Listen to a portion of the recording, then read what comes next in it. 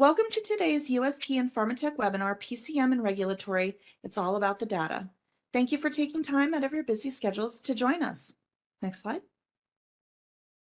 Each registration is unique and grants the right for the individual registrant only to view this webinar. Sharing this webinar with unregistered viewers, either during or after its performance, violates Pharmatech Associates copyright and is prohibited. Next slide. If you have not already done so, we ask that you take some time to read the Pharmatech Associates course disclaimer. You can download this presentation, including the disclaimer, from your USP Education account. Please follow the instructions in your confirmation email to download the presentation. Next slide. Presenting today is Lawrence DeBelder, PCM Practice Lead at Pharmatech Associates. Welcome and thank you. I will now hand the presentation over to Mr. DeBelder.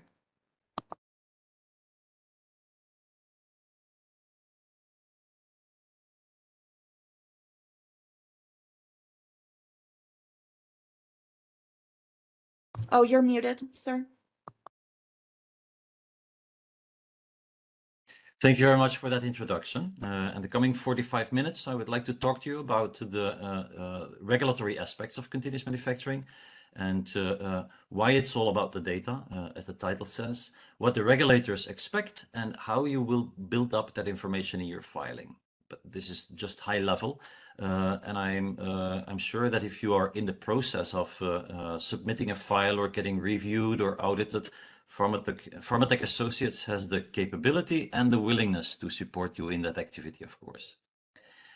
Just like I did in the previous webinar about quality, I will first start about explaining how a batch process actually works, mainly then for oral solid dose drug product, and how continuous manufacturing could improve some of those disadvantages, just to set the stage. So a drug product oral solid dose batch process typically works with first doing manual weighing of all the ingredients.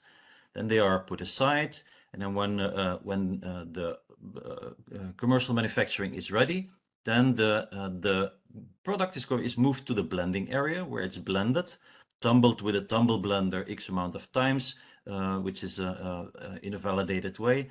And then it's stored again, samples are taken, it's waiting for the compression area to be ready. And when the quality assurance has sampled and released the blended material, it can go to the compression room, and then there compression happens. When the compressed tablets are all collected, they're sampled again. Again, it goes to the lab for check. It is released and can go to a coating process. So it's a cumbersome process, a very slow process with many steps. But even if in that process, if you have issues with segregation, if you have issues with flowability, often another step is added, the dry granulation or the roller compaction, where a roller compactor is going to forcefully press all that powder together so that you get a ribbon that falls apart into flakes, and those flakes will be able to be handled a lot better, will not segregate so much, or better flowable. Typically they go to a mill afterwards to get a consistent particle size distribution, and then it goes further down to the compression machine.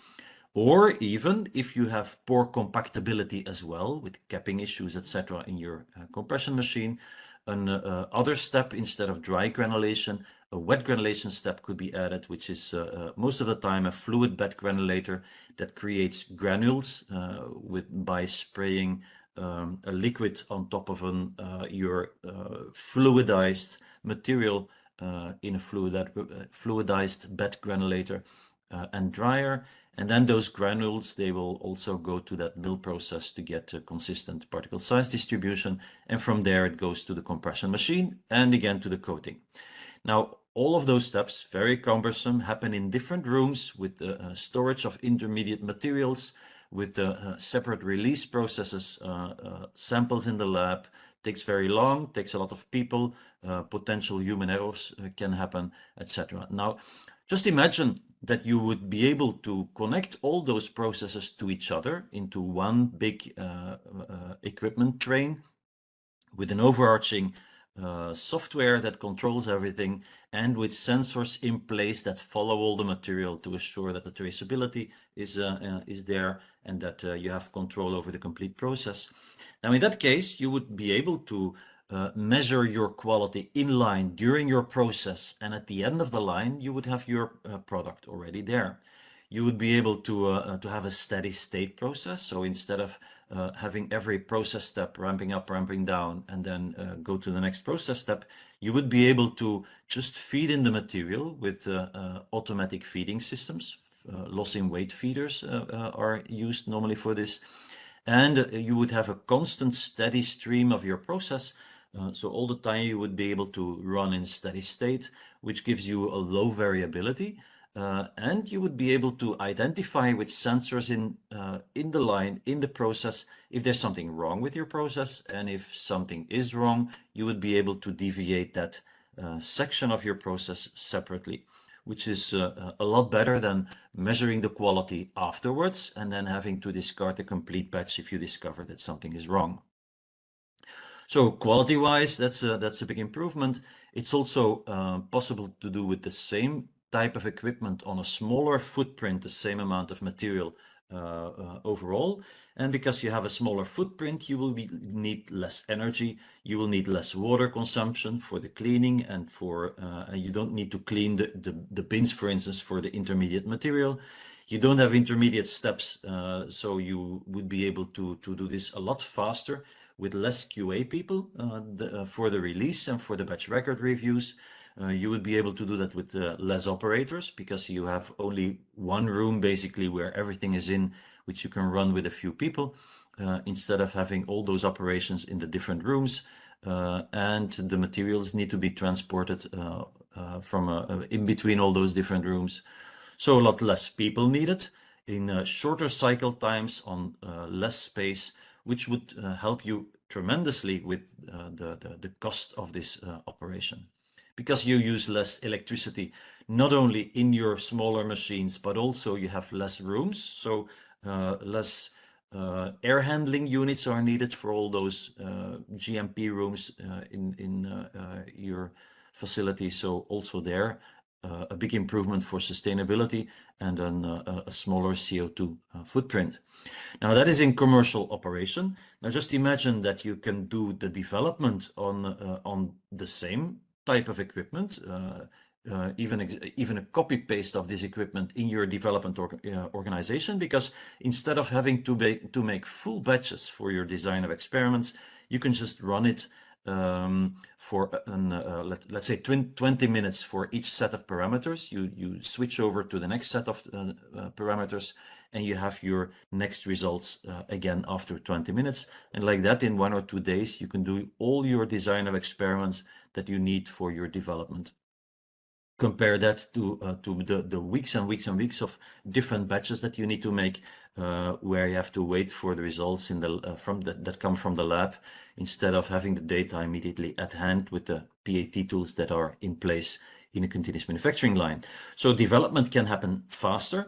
You can do that with copy-paste equipment that looks exactly like the commercial equipment. So that means also that your tech transfer activity is a lot smaller, a lot lower, and a lot cheaper because of that. So that overall, faster development, faster tech transfer also means faster speed to market, which can be a very, very large driver, and which is for many companies that have implemented continuous manufacturing, the big business driver why they did this.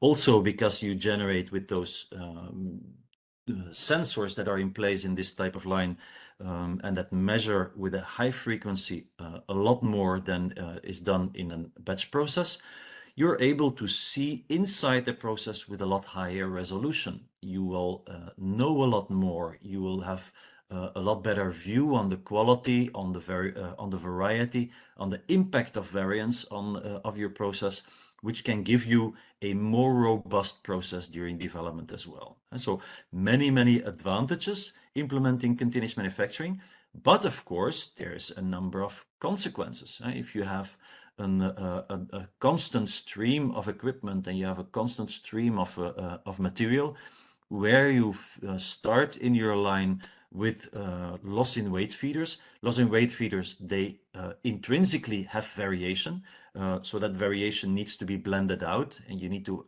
assure that that blending is enough. And any variation you need to have under control, because variation in a constant, continuous system where the product is flowing constantly, any variation can end up very fast at the end of the line, and thus also in the end product with the patient. So you need to assure that every variation you understand, you follow, you capture, and you divert if it potentially would impact the quality of your end product. So that's the consequence. Now, how do you do that, and how do you, especially, what do the regulators expect of you, of data to assure that you have all the quality under control? That is what this talk is going to be about.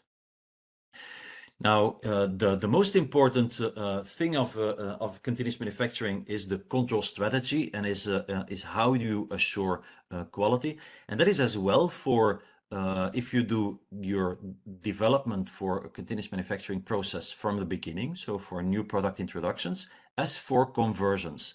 And there has been already quite a few products that have been developed in that way, both conversions of marketed products and new developments that have been developed for continuous manufacturing from scratch.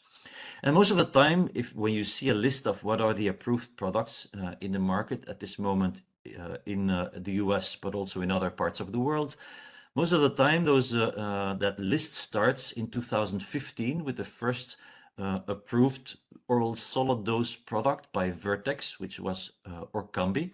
And that was approved in the US in 2015. But actually, that was not the first product at all.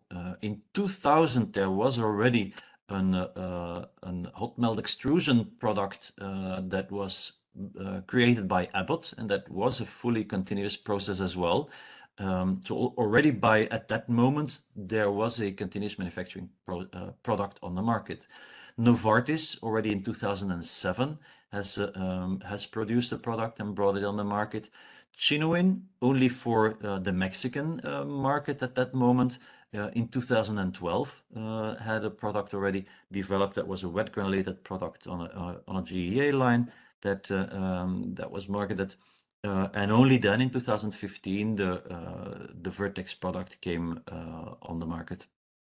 The first product that was a converted product, a conversion of an existing product that was produced in batch and that then was converted to continuous manufacturing, was a product of Johnson & Johnson, the product Presista, which is an HIV product in 2016, produced in Puerto Rico and for the US market.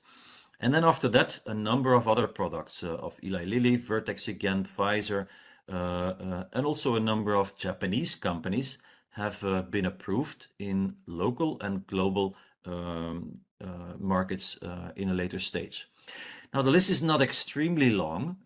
Is that a concern? Does it mean that this is just a fling or something, or continuous manufacturing is just something that is temporary and hype of the moment? Not at all. We can with certainty say that nearly all the large innovators, nearly all the big pharma companies have invested heavily and installed equipment to do continuous manufacturing, at least for their development organization, but many also in their commercial organizations. Generic companies have not so much picked up yet, because the investment is relatively high and you need to start early upfront investing, and the payback is not very fast from the beginning. But generics are picking up, especially on the drug substance side. And we see a lot of drug substance companies doing continuous flow, especially in India, but it's expanding to many other countries in the rest of the world as well. And then in the CDMOs, we have at least 5 CDMO companies in the world that have equipment up and running, and that are in some cases have capability and capacity to run continuous manufacturing solid products for customers. In total, there is about 80 continuous manufacturing lines in place, of which maybe about 30, maybe more, are in a commercial state already. So drug substance, as I said, in India, there's a lot of continuous flow ongoing already, especially in generics. There's several plants in the world that are already built. Eli Lilly, for instance, has a full plant built with a modular design for the generation of API in a continuous way. And most of the time, it is not a full, from the beginning to the end, continuous manufacturing of API in reality. Most of the time, it's a few process steps that are made continuous, and then you have a hybrid of part of the process is in batch still, and a part is in continuous. It's a smart way because most of the companies, they look where continuous manufacturing would make the most sense. And very often that is then in where the high energies, high temperatures play a role, or where specific chemical routes can be more efficient in a continuous manner than in a batch manner. So carefully, it is being looked at what specific steps would make the most sense in drug substance, and we see that evolution that it keeps on going in that direction. Now in biologics continuous manufacturing, there is a lot of activity as well. It's not at all as advanced as the API or drug substance in small molecules, but there's a lot of interest. So many companies are assessing it. Perfusion is already a very long time already on the market, and there's a number of products that where at least a number of the steps are already done in a continuous manner, and many companies are assessing to which extent that they can expand this as well. There's still some challenges, especially in the control strategy, in the PAT implementation, and some of the unit operations are not fully developed yet, or not in a fully mature state. So there is still some work that needs to be done in biologics, but there's a few very large innovators that drive the momentum of this, and for sure there is a tendency in the future to expand the integration in the industry of that. So we expect in the future also for the drug product of the small molecules that this will pick up a lot more also with the smaller innovating companies, that generics is going to pick up as well. OTC is going to pick up as well. Main drivers there would be that it has so many advantages in the quality improvement and the quality control and the understanding of the process on one end. Next to the fact that it can help a process to be a lot more efficient and cost effective as well. We do see that standardization is happening, and there is more and more modularization of the equipment. So there is a strong need for the standardization of interfaces in between those modules. So all of that is a work in process, and it will grow fast, and it will the coming years be clear that there will be many more products that are going to be approved by different health authorities in the world. Now, those health authorities in the world, are they all very supportive? Well, there's a number of those that have announced publicly that they are very supportive. Mainly the FDA and the EMA in Europe and Japan have been the big drivers until now, and have announced all the time that they are very supportive since many years. But now also China announced that end of last year, which is a very important milestone for the global acceptance of continuous manufacturing in this field. And since that, the Chinese health authorities have made this announcement, we see also that the Chinese industry, pharmaceutical industry, has really picked this up and is trying to move fast in the implementation of continuous manufacturing processes there. But there's many countries that have approved multiple products already in the market, in the global market. At least 26 health authorities globally have multiple CM products approved. but still the big drivers are FDA, EMA, and Japan. In the past, UK was part of EMA. Now they are separate, but the UK is, so England is also very strong, has a lot of knowledge and is very supportive on the integration of continuous manufacturing as well. They're working together also. So the FDA works with the EMA for a strong collaboration on the assessment of these technologies. The FDA interacts with Japan and with China to share learnings as well. And there is, of course, the ICH Q13 document guideline that talks about continuous manufacturing and what is expected by all the participants of the ICH group. When you submit a file related to a continuous manufacturing process. And that is as well for drug product as for drug substance, small molecules, and a part of the biologic processes as well. It's a great step forward, but still there would be a need for more global harmonization. I think there's a consensus of everybody.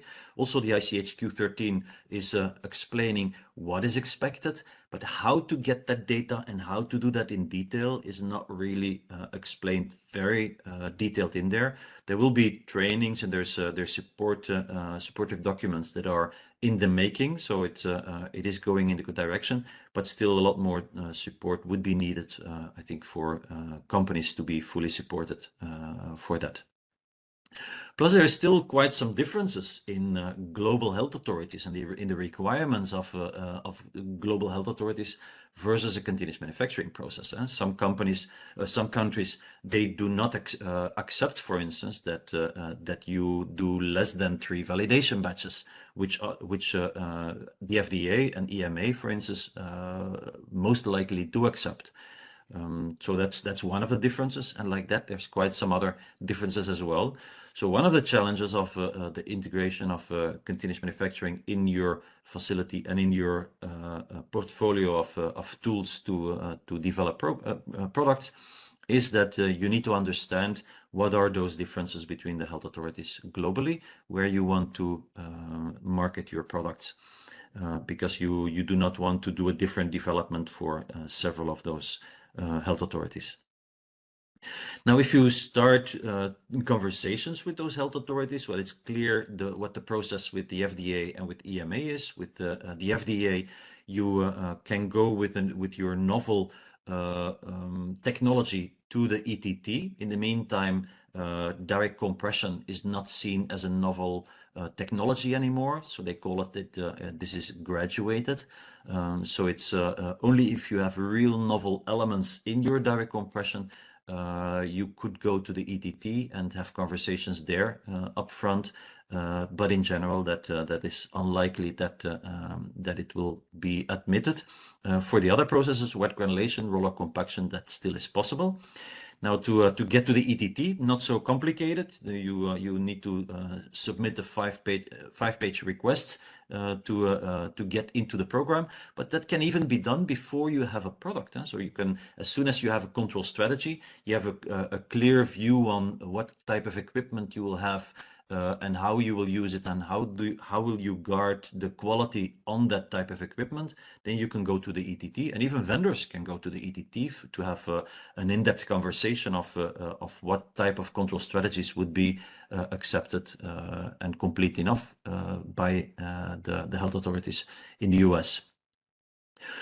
Now you also can go to with a Type C meeting or with a briefing book to the health authorities in the US, and that is the standard process. That is the same as for batch as well.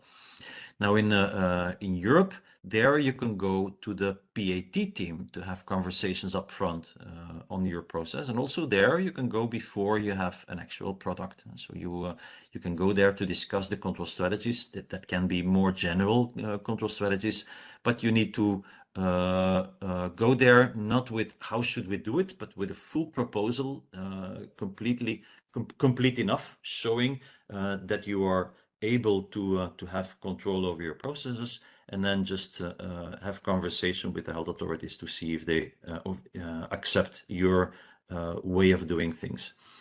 Now that's for the FDA and EMA. In Japan, there are similar groups that can support you, but most other health authorities in the world, they do not really have that. So you just have to submit as it is, and then hope if there is a conversation possible. But often there's just not even a possibility for a conversation. So it's important to understand well what the health authorities in those other countries have seen already, what kind of experience do they have with continuous manufacturing, and to understand if there's differences, what those differences would be. Now, going back to the PMDA, it's not just the PMDA that reviews those documents. There's also the Ministry of Health, Labor and Welfare, which oversees the activities of the PMDA, that will be the authorization body of the applications, that is also publishing guidelines related to continuous manufacturing and others.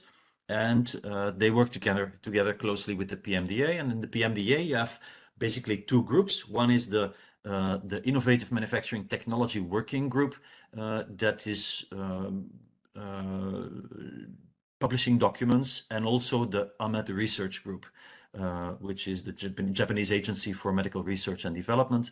They have a group for biologics and a group for small molecules, and they have already published at least 4 documents related to how to implement continuous manufacturing. So it's they are very active, and the PMDA supports like that the implementation of continuous manufacturing in the industry. Of course, the view of all these health authorities is not that continuous manufacturing should replace batch manufacturing. They all agree on that batch manufacturing is a good way of producing medicine, and if you follow the guidelines that are out there already since many years, you are able to produce good quality products. But in reality, if you dive into the details, the quality indeed is just as good in a batch process, but it is measured afterwards. So you only know at the end of your process if your quality is really good enough, and if not, you have to discard the batch. So that's a big difference. Now, talking about the requirements of regulatory health authorities and regulatory bodies related to the assurance of quality in your system. Well, first you need to understand what is quality, and how to achieve it, and what are the drivers of quality, and how to measure quality. Now, there's many documents already out there. Of course, there's first we have to agree on a few definitions here. And so the quality is the foundation that allows patients and consumers to have confidence in the safety and effectiveness of their medications. Relatively vague on purpose, but the essence is that it's patient-driven, and all your processes ideally also have the patient in mind. So you look at what can affect the patient, and you start from there and work backwards into your quality systems and into your process development.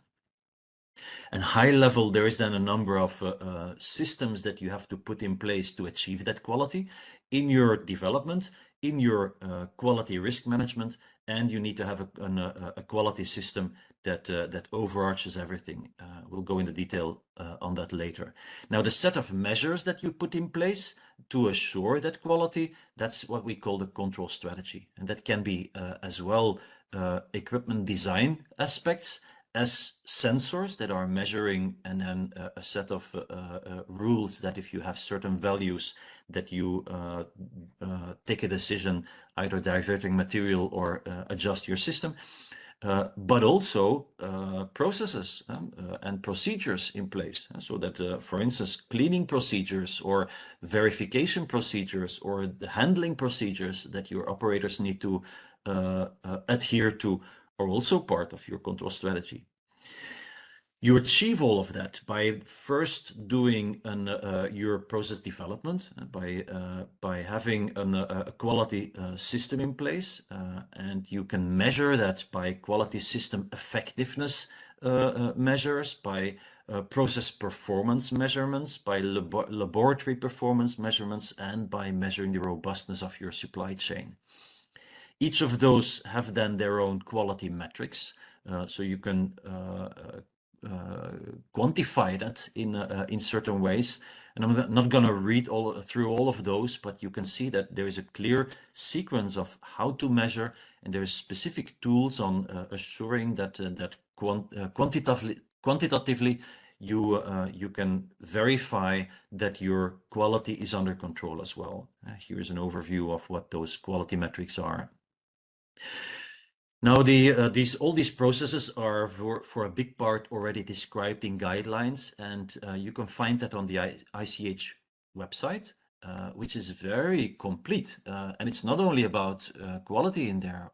ICH has published guidelines on quality, but also on efficacy, on safety, and all the others on other aspects that are also relevant. They put that in the multidisciplinary portion. So they have 4 big chunks where they have a set of documents.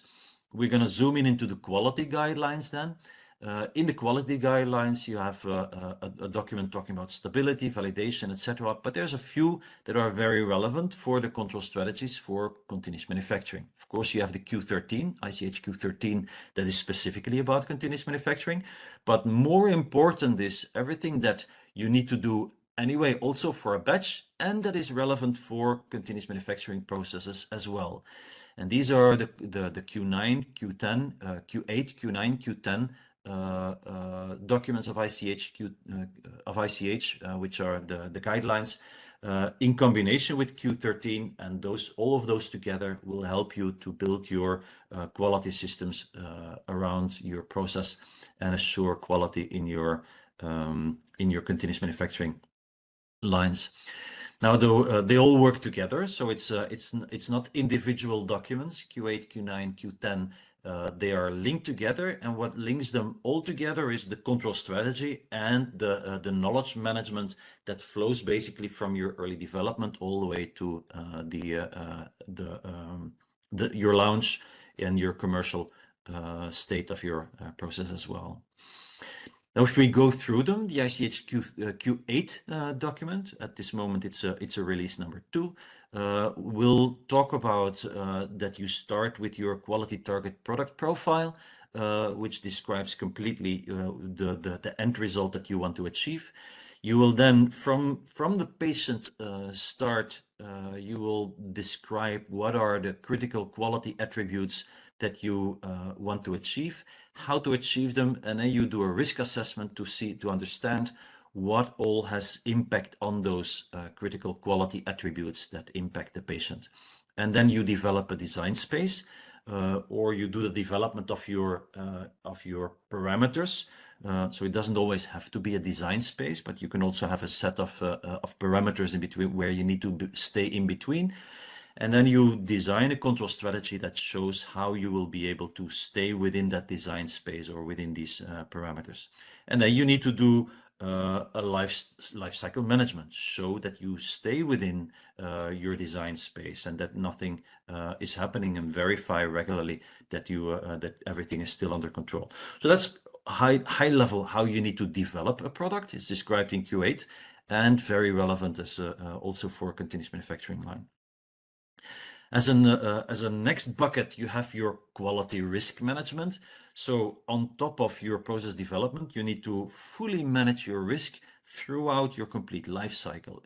During process development, you need to identify the risks, analyze how much impact they could have on your final product, evaluate those, put mitigation actions in place.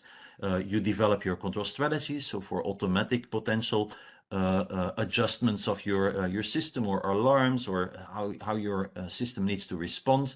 And then if you have events, so something is out of specification, you need to very clearly have procedures in place to handle those events. So how to review them, what to do with them, from when onwards do you need to potentially discard the batch, etc. And then over everything, you need to have risk management tools in place and a risk communication that assures that also management is aware of all those potential risks. And that management is a big part of what is described in ICH Q13. And you also need a quality system in place where you have quality risk management, where you have knowledge management, where the identification of new knowledge that is discovered, new knowledge that is discovered in when you have an event, that also flows back to development, and that can help in the improvement of your processes. But also investigations, the management responsibilities need to be clear, and management needs to be fully aware of what is going on and what are the biggest issues and how they are solved. And you need to have corrective actions, preventive actions in place, and a management system around that. Also a management system around your changes that you make, your performances of your processes, etc. So that whole thing is called your quality system, and also very relevant for continuous manufacturing processes. Even before the ICH Q13 was published, the statement of the FDA was then, well, we have already all the guidelines in place, and there's nothing that conflicts with what you can do with continuous manufacturing. So if you just follow Q8, Q9, Q10 properly, you will be able to submit a proper filing for a continuous process as well. The ICH Q13 is just an addition that shows you what specific aspects that you should additionally describe to show and to prove that you have a strong control strategy and that you have full control over your process in your continuous manufacturing product. Now, ICH Q8, Q9, Q13, Q10, and potentially Q13, they all work together as well throughout the different stages of your process and in the different areas of your operation. And you all the time have to verify to which extent you adhere to all three at the same time. Now, zooming into the ICH Q13 then, that has been developed by many health authorities, but also the industry. And that was very nice and very transparent of the ICH group, that they invited many different industry groups that tripled down also to all the different health authority, all the different companies that are willing to introduce continuous manufacturing. So at the end, all the pharma companies had also their say in the buildup of this ICH Q13 document. And so all those companies that participated in this, they also have, of course, their own local legislation, which is also important to understand, which is one of the reasons why in some cases it stayed relatively high level. So not everything is very detailed prescribed, because it cannot, in the ICH Q13 guideline, they could not put anything in that is in conflict with any of the local legislation of any of the members there. It talks about as well drug product, drug substance as a part of the biologic products. Therapeutic proteins, for instance, is part of the scope there, and it goes as well. It goes all the way from the development to the life cycle management of those products. In that document, it describes also how you need to put the data that you achieve in your CTD, and in which sections what kind of information goes there. So that's very interesting. If you read the document, you will find that all your control strategy aspects and all the things that are essential for a good control over your quality, where it should go, and what is the minimum that is required to put in there. Now, again, it does not describe exactly how you need to acquire that data or what it should be as content, but it describes what you should put in there. And basically it comes down to, for a big part, that you need to have a robust control strategy and everything related to to the data and the proof that you have a robust control strategy. Now, what does that mean? Well, first we need to understand what a control strategy is. And if we look at the definition of control strategy in the ICH Q13 and in other health authority documents, it's typically always the same kind of description. But if you look at the details of this definition, you will realize that many of these words, they have very specific data and documents behind them. So if you look at the description that the controls can include parameters and attributes, for instance, well, they will refer to the critical material attributes and to the critical process parameters that you need to identify and describe in detail in your control strategy that you have identified them, and have measures in place that your system stays within these, and and describe then also what happens if it goes out of those. It also talks about the frequency of monitoring and control. So you need to have all your statistics behind it. You need to describe how you get to a certain sampling frequency and why, and it all needs to be scientifically driven and patient-centric. So everything you describe in there around your control strategy must start from the patient and needs to be proven by data as well. Implementing it is not so easy, but it's relatively straightforward. What are the high-level big steps? So you first start with a risk assessment. You do an initial risk assessment to understand what is the impact of all your variation, and what are all the impacts of your for instance, your material attributes, but also variation of your system and potential risks that you have of human errors, for instance. What is the impact to your final quality? And then you do your material characterization to understand the variation in your materials very well. Equipment characterization to identify the ideal setup for your installation. You will do process modeling because you need to understand well how your product is moving through your system and how what the impact is of any variation. Then you do PAT integration, all the sensors that you have in place and the modeling around it. All of that needs to be tied together in a control architecture, and your software needs to describe how the line needs to respond on any of these measurements. And then once you have done that, you optimize your runtime to assure that that you fine-tune your line, that you don't reject too much that is not at all necessary, for instance. But you do that in an iterative way. You do a risk assessment again once that all those measures are in place to see what is the residual risks, and assure that you have a set of measures in place to manage those residual risks as well. There's a lot of expertise needed to be able to do that, but luckily there is also a lot of knowledge already available, and there is a lot of publications around it. And USP has a database which is called the Continuous Manufacturing Knowledge Center, which is free of charge. You can just log in there and subscribe to it, and there you can find all the documents that are publicly available all in one place. Plus, there are forums where experts are able to answer your questions in the system. Very useful. But also there is consultants like Pharmatech Associates, but there's also CDMOs that have capacity and that are capable and willing to help you with the integration of control strategies.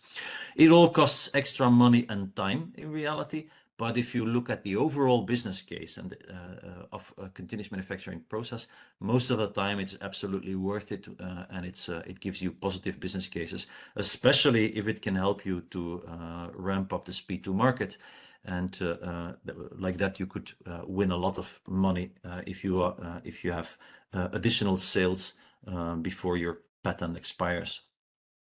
Now, one of the things that I talked about is the process modeling. And so predictive models will describe in there how much mix capability your line has, and so the variation that you have in the beginning of your line or in the middle of your line, to which extent is that blended out by the time that it reaches the end of the line, and how does that spread out, and and if there is an excursion that is impacting, from when onwards should there be a diversion, so which portion should be diverted, and from when onwards is the product fine again to be released and to go to the patient. And so that's what typically a process model is doing. It's a predictive model because based on the measurements that it gets in the beginning of the line, it will predict how your mixture will look like at the end of the line. PAT is immediate measurements. So you have PAT tools in place that are measuring, typically with NIR, near infrared, or with other means, measure particle size distribution, humidity, the chemical concentration, etc., to be able to get to predict your CQAs, which are assay then or other things, and with this PAT, you get a very, very high resolution and a lot of data of your process in real time. So you immediately know it, so you don't have to wait for lab results, which means that you can adjust your process in the fly. If you see that you are deviating or you have a trend in a certain direction, you can readjust to stay nicely in the middle of your sweet spot of your design space, for instance. And also you generate a lot of process knowledge.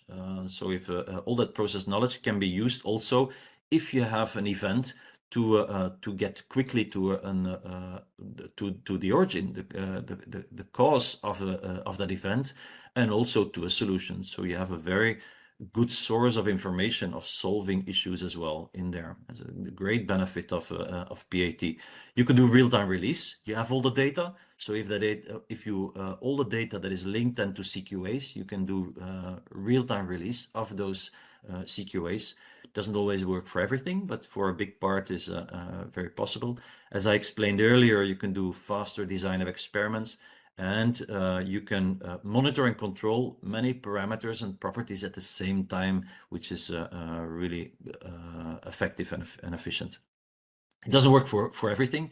So for very low API concentrations, for multiple APIs in one formulation where you have an overlap of the different APIs in your chemomatical model, that is a difficulty. You need people to that understand the PAT, that can make models, that can interpret the data, and you need the capability of managing those models lifecycle wise and managing all that amount of data, because it's not just the data that needs to be stored, it needs to be stored in a contextualized manner as well. And so that's quite a lot to understand, but the knowledge is out there and it's absolutely worthwhile, because this is what makes your knowledge of your process so significantly more, and this is what gives you a lot higher resolution in your process. Now, in development, there is a number of impacts because of that. So if you have the regulatory requirements related to the development aspects, there, of course, the data that you create is absolutely key, and you need to generate data that supports your state of control. What is your state of control? From when onwards are you in a full state of control? That you can assure that you have quality product at the end of the line. But also you need to show with data that the sampling frequency that you have shown, so the amount of PAT samples, for instance, or measurements per minute, or per hour, or per product, and the amount of product that passes by, you need to show why that is the correct frequency. So you need to generate a lot of data related to that. You need to show the models and describe how you use those models, to which extent that they are impactful for the patient or not. And you could think, okay, well, if I have all those models in place, do I still need HPLC? Well, you do, because you need to prove that the models are really working, and you need to refer that to something. Well, typically that is referred to HPLC results. And so you still will need to develop HPLC methods as well, wet chemistry, next to your PAT that you put in place. And like that, there's all the data that will be needed in development, and that is required also by the regulatory bodies to show that. Now, the positive thing there is that early data you can also use in a later stage. Following the QBD principles, you can have an evolution of the body of knowledge. So from all the data that is generated in the beginning, it doesn't all need to be with fully validated models. In the beginning, you could have, so it depends on what you do with that data. But in the beginning, you could have other means, or you can have data that feeds into the decision of, for instance, a number of design of experiments, and then like that you can build up the body that you create, the body of knowledge that you create. And then you get to your tech transfer and to your commercial manufacturing. Also, there is a number of requirements that might be a little bit impactful or different. For instance, it's also possible to do a PPQ, but with only one batch or one run instead of 3 validation batches like it was in the past. We all know that there's a 10% rule for your stability batches. Well, there's no real link anymore if you do a continuous manufacturing tech transfer from a CM line that is the same basically in your development versus in your commercial space. And like that, there's a number of differences that potentially are impactful for your tech transfer and for commercial manufacturing when you talk to the health authorities. Most important is that tech transfer potentially is a lot cheaper, faster, and easier if you have similar or exactly the same equipment in your development versus in your commercial manufacturing. If you want to, in a later stage, do longer batches or longer runs or bigger batch sizes, that is possible. We can do that with different ways, either through a protocol, so describing already in your initial submission how you are going to do runtime extension in the future, or you can, and we hope that that would be possible in the future, but we didn't see any of those files pass by yet. That is that you declare that you're in a state of control, and that whatever you do if you are in state of control, so when you are in your design space and you are following a number of rules and adhere to a number of requirements, you as long as you stay in state of control, you would be able to run as long as you want. So that would be the ideal in the future. Maybe hopefully somebody will get an approval like that, and that would be great thing in the industry. Run rate extension. So instead of, for instance, 40 kilos an hour, you move up to 60 kilos an hour. That's something different because that impacts significantly all your models, your RTD models, PAT models. They are not, most of the time, they are not valid anymore. So you need to update them. So a partial redevelopment would be needed.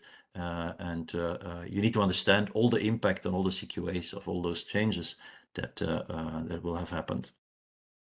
And then another regulatory impact of after launch could be that, well, in your lifecycle management, you need to understand when you need to change your models.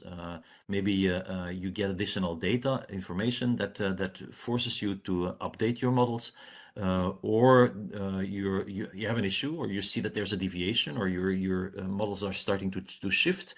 At a certain moment, you need to revalidate and potentially even do a change in your models. And how do you do that? How do you file that? That's something that is also important to understand.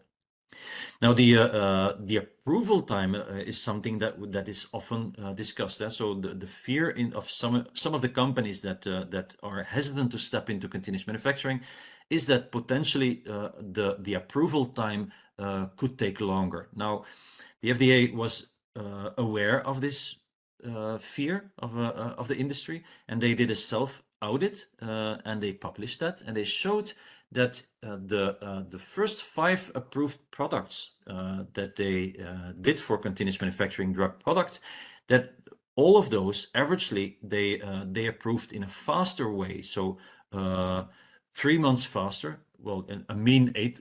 If you look at the mean, 8 months faster. If you look at the median, 3 months faster. And the speed to market was 4 months faster averagely than the batch processes that they have compared it with. And I think they compared it with 50 batch files or something as a comparison. And this translated to an estimated revenue benefit of hundreds of $millions averagely for those companies. So definitely faster, so especially for the FDA, and it will translate into a lot of money and a good business case for those companies in any case. If you want to change your models over time, there has been a lot of discussion around it, but typically it comes down to an understanding what is the impact of those models. Are they low, medium, or high impact models, and do they origin a lot of risk for the patient or not? If there's any change in there, that's basically what it comes down to. Here's a summary. I'm not going to go through it, but it's for your own convenience. Summary of all the impact aspects in development, tech transfer, and changes after the launch. And as a conclusion, I think that we can, with confidence, say that if you implement the continuous manufacturing process, it's all about the data, of course, the data that where you show that you have a control strategy which is robust and which is assuring product quality at the end of the line. But having that control strategy in place, you will get a higher resolution into your process and a lot better process understanding. You will have your quality designed in your process. You will have higher automation, so a lot less risk for human errors, and you'll have no intermediates anymore. So also they're not standing around. There's no risk that they expire, etc. A lot less space needed in your facility, and your complete process will be a lot faster. So you get higher quality, lower patient risk, and like that, a significant reduction of the cost of poor quality. And so when you're doing a business case calculation, take the cost of poor quality into account as well, and that will definitely help. A strong control strategy also will need more data and more development activities specifically for that, which is great. Having more data, but it costs time as well. You will need additional API to generate that data as well. The health authorities are very, very supportive if you do a strong control strategy for your continuous manufacturing process, but they will also require that you prove everything with real data. So at the end, it is more effort. It's true. The knowledge is out there, so it is very doable. You will potentially get faster speed to market. You will have a lot lower tech transfer cost and effort. Overall, you can get a lower manufacturing cost. So mostly in nearly all scenarios where you have a new product introduction, it will be financially beneficial if you take the correct strategy. If you choose the correct type of equipment and the correct set of product mix, you will be able to get to a nice business case most of the time. And the health authorities, they will support you all the way. That would be my conclusion. So thank you all for your attention here, and now we can open for questions.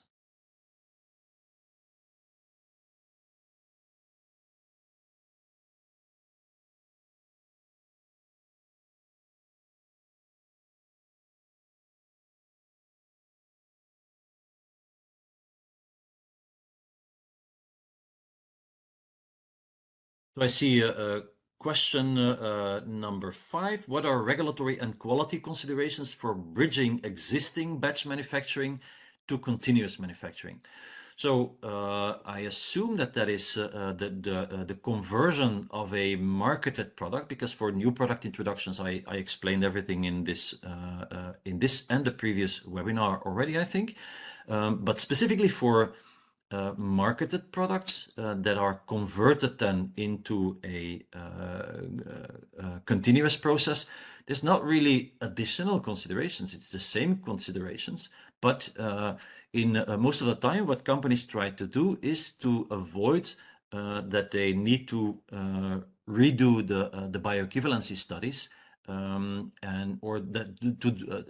try to get a bio waiver by doing bioequivalency studies. So not having to do the full bio studies, but and the clinical studies, but do a bioequivalency study by showing that it is similar for the continuous manufacturing product versus the batch product. And so that's what most companies try to achieve. So try to get a bio waiver doing that. Also, something to take into account is that there is a difference between batch and continuous formulations in that regard, that for batch formulations it is handled manually, so the excipients are poured into the blender in a manual way, and so the flowing capabilities of those excipients are not so relevant, or the API is not so relevant in batch. It becomes very relevant in a continuous process. And so it is possible that because of that, some additional tweaks need to be added. For instance, a premix of your API if it doesn't flow with something else, or potentially a slight formulation change. Your glidant, for instance, that needs to be adapted slightly. So there are certain tweaks possible, and then it becomes very critical that you show the impact of these tweaks are not impacting the patient. And so I think those are the biggest differences in case of a conversion. Then I'll check the question number 3. You can explain the rationale of testing for continuous batch, but does it need to be reconciled against the traditional batch? So the reconciliation you always have to do. So you will always have to show that where all your product is coming from. You need to show that if you have losses in your equipment or and in your reject, you need to reconcile all of that. So that is important. And if you have any losses anyway. So also if you predict that you are going to run, for instance, for 36 hours, you need to say up front that you are going to create a certain amount of material. You have a flexible batch size often, so you can choose, for instance, to run between 4 hours and 36 hours. But at the beginning of your batch, you have to say then that you are going to run, for instance, 36 hours. That translate into an amount of material. You also need to achieve a certain yield.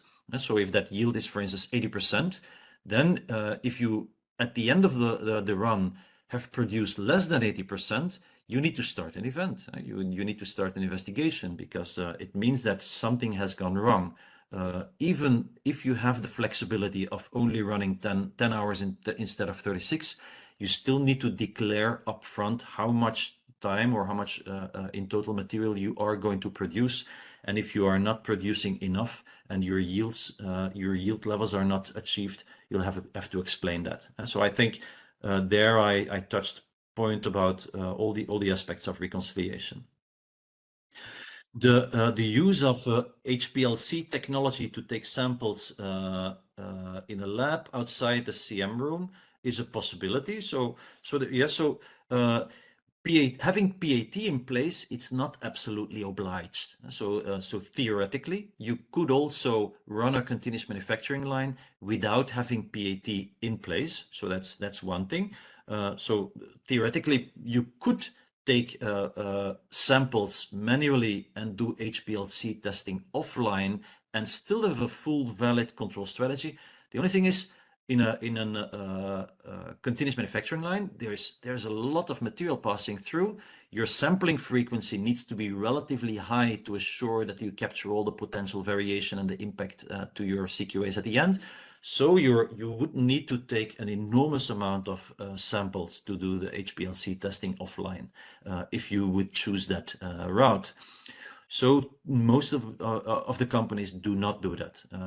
They sometimes do that in their clinical phase, because at that moment there's still no validated PAT models yet in place. But normally they all go for PAT in place. Not always all the same PAT, but they go for PAT in their control strategy overall. And you will need your HPLC as your initial reference to build your PAT models as well. and potentially to revalidate them afterwards as well. So you will need to keep HPLC in any case. In the event of a maintenance of one of the production steps, it stops all the processes. Yeah, that's correct. Is there a way around it? No, not really. Try to do your maintenance during your changeover. So a continuous manufacturing line typically is running X amount of days or weeks, and then you have a changeover of sometimes 1 day, sometimes 2 days. Try to plan for your maintenance in those 1 or 2 days. Also, it is likely that because the throughput or the amount of material that you can generate on a continuous manufacturing line is so much that you likely will be able to not have to fully load it throughout the complete year. So you can plan in preventive maintenance days in between your commercial runs as well. So plan that carefully, and it still will be a cost-effective system of doing it. You don't have to plan it 24/7 all year long to get to a positive business case most of the time. And with that, I think I answered all the questions. If there's no more questions, then I thank you very, very much for your participation and hear you next webinar.